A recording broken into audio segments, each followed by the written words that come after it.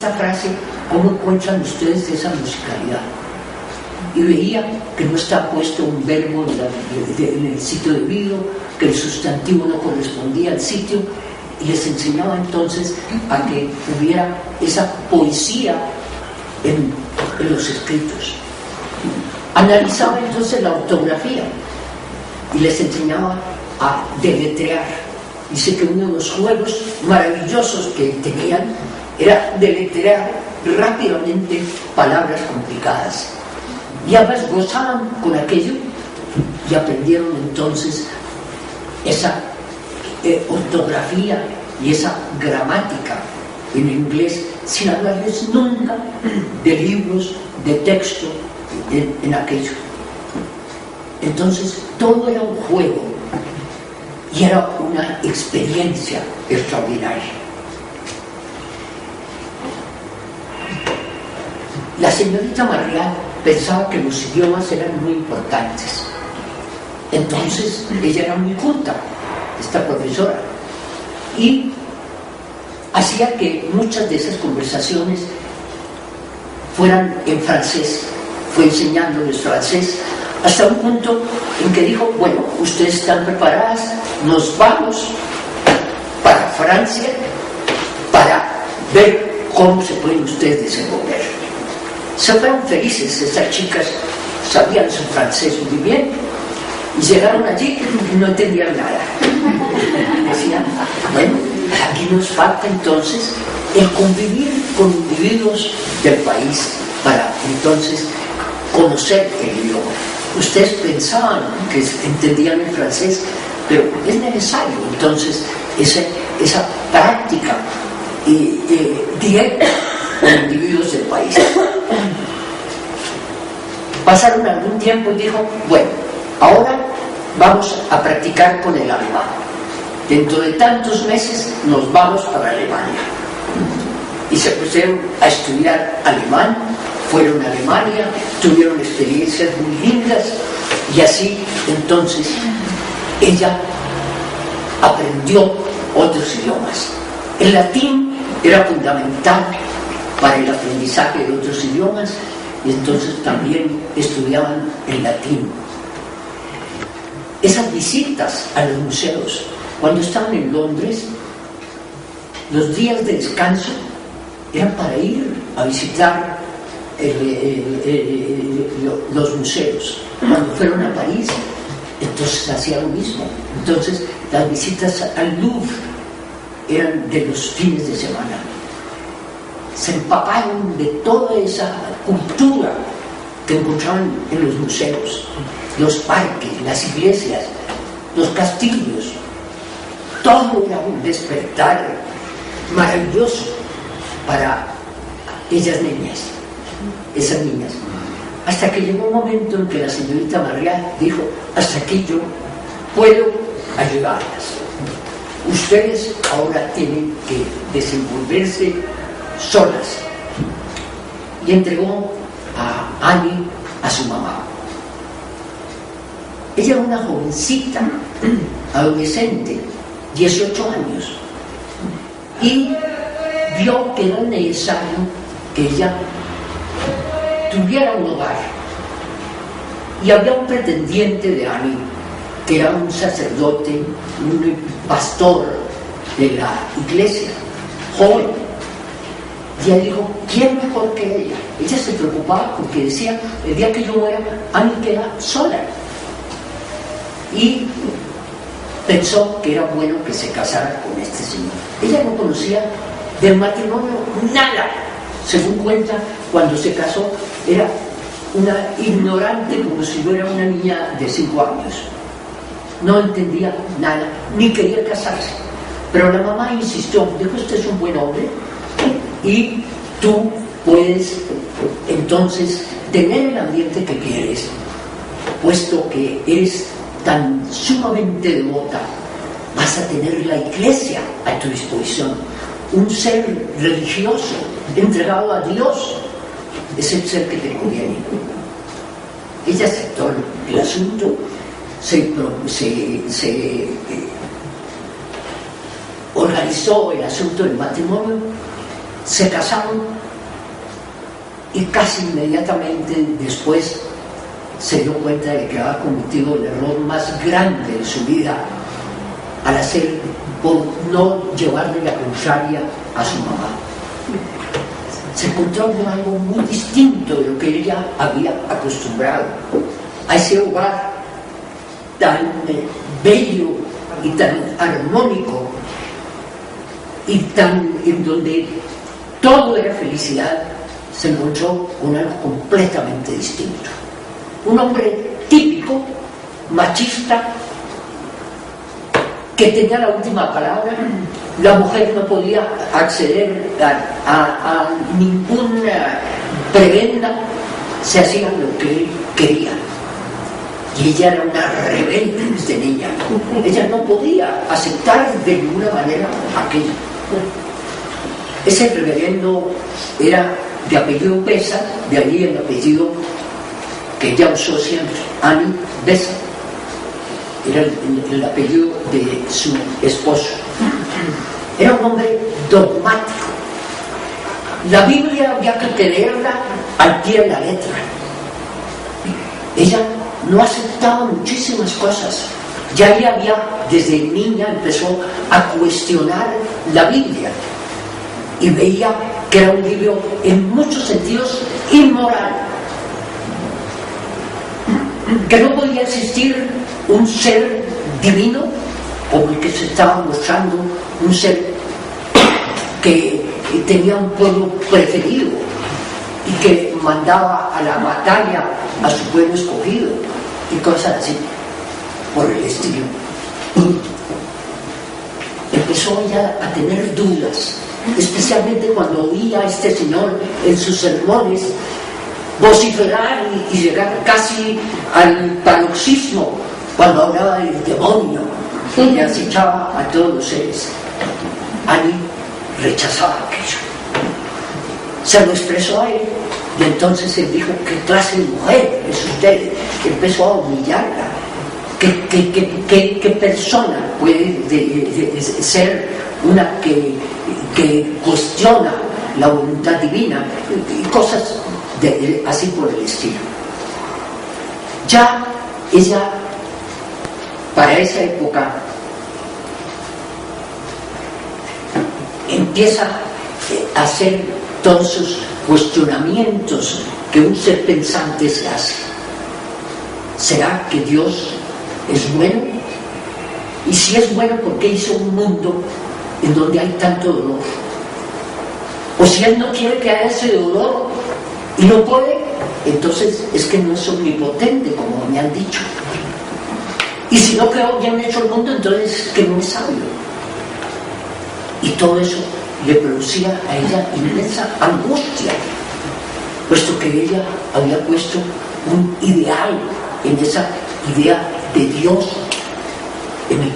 como lo mostraba el cristianismo. Las peleas, los disgustos con el marido eran entonces cotidianos. Ella vio que tenía facilidades para escribir. Escribió algunos cuentos a alguna editorial y de una editorial de esas le llegó un día un cheque por uno para tener la propiedad de alguno de esos cuentos. No era de mucho valor, pero ella se sintió feliz. El primer dinero que ella ganó. Y entonces le mostró el cheque al marido, que se lo quitó inmediatamente. La mujer no tenía derecho a manejar el dinero. Él era lo que hacía. Dijo: a ella no le importaba el dinero, sino que le parecía injusto. Esto no puede ser con la mujer. Todos estos son principios que nos muestran por qué la lucha de ella por los derechos de la mujer en Inglaterra. Tiene ya 2 niños y muy pequeños se contagian de tosferina. El niño pasa más o menos bien la enfermedad, pero la niña se enferma de gravedad. cada día se pone peor, hasta que el médico dice, ya, con la niña no hay nada más que hacer, la niña se muere, démosle algo para que ella esté calmada, para que esté tranquila, y le dio entonces un frasquito con cloroformo para que se lo administrara. Ella empezó a manejar eso y con un gran amor, dedicada día y noche a su hija, la niña fue saliendo del problema y se fue mejorando ante la admiración del mismo médico, que pensaba que la próxima visita iba a encontrar con que la niña ya había muerto. Pero ella en esa época estaba en esa desesperación en su hogar y no encontraba salida. Dijo, ¿qué salida tengo yo? Yo no puedo seguir como estoy. Eso no puede seguir. Si me separo, mi madre va a sufrir muchísimo y tal vez los niños también. Y de pronto encontró, dijo, sí, hay una salida, es suicidarme. Tomó el frasco de cloroformo y lo iba a tomar completamente para acabar con esa situación, cuando dice que ella oyó una voz perfectamente clara que le decía, cobarde, cobarde, que has querido ser una mártir por el cristianismo y que te dejas dominar por un dolor pasajero. Ella inmediatamente reaccionó. Ella realmente, en sus lecturas y demás, había admirado a los mártires del cristianismo y quería ser una mártir. Decía, qué cosa tan bella morir por ese ideal. No le importaba cómo pudiera ser esa muerte, sino que era una mártir por el cristianismo.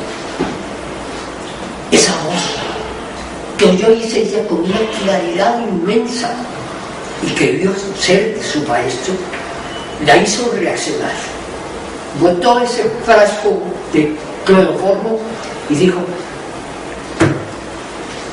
voy a hacer otra de ahora en adelante y yo voy entonces a vivir de otra manera. Y resuelve entonces pedirle la separación al marido. Eso fue una tragedia para la mamá. La mamá le decía que tenía que estar con su esposo. Dijo, yo no me puedo someter, no acepto eso. Él no es superior a mí. Y yo voy a dedicar mi vida al futuro de mis hijos. Bueno, hubo muchísimas polémicas, hubo el juicio de separación, le dieron toda la razón al marido, naturalmente los jueces eran hombres y no le daban ninguna condiciones a ella. Lo único que logró fue que le dejaran a la niña y el niño quedó con el papá.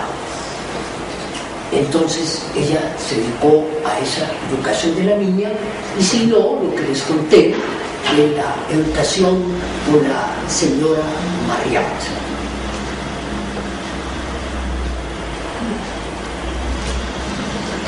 Entre sus ideales de trabajo cristiano estaba el servicio a la humanidad. Ella quería aliviar el dolor en donde fuera. Antes lo había visto fuera del hogar, ahora lo veía también en el hogar. ¿Cuántas mujeres estaban sometidas al marido?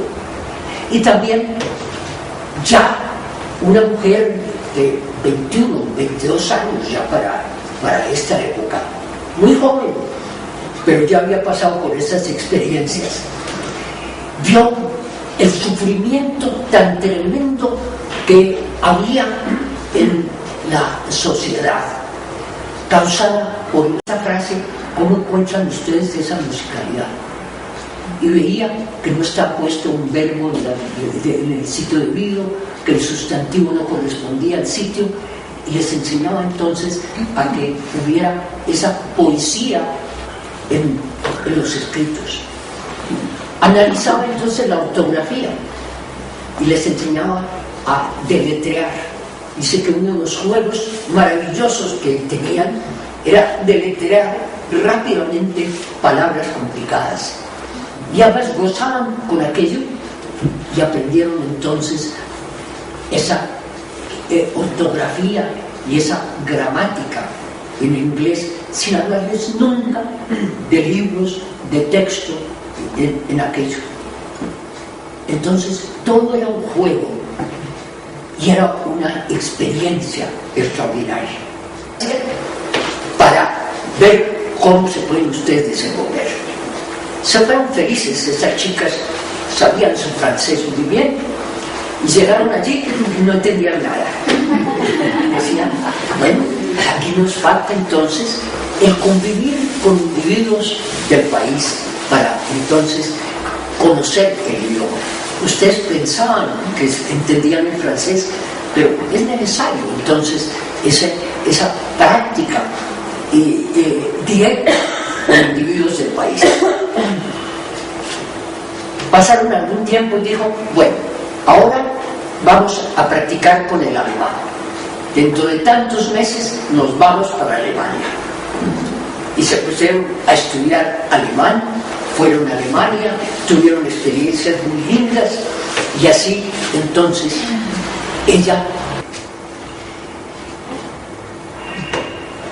la señorita María pensaba que los idiomas eran muy importantes.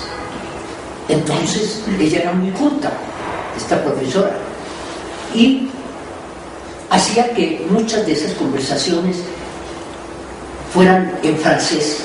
Fue enseñándoles francés hasta un punto en que dijo, bueno, ustedes están preparadas, nos vamos para Francia.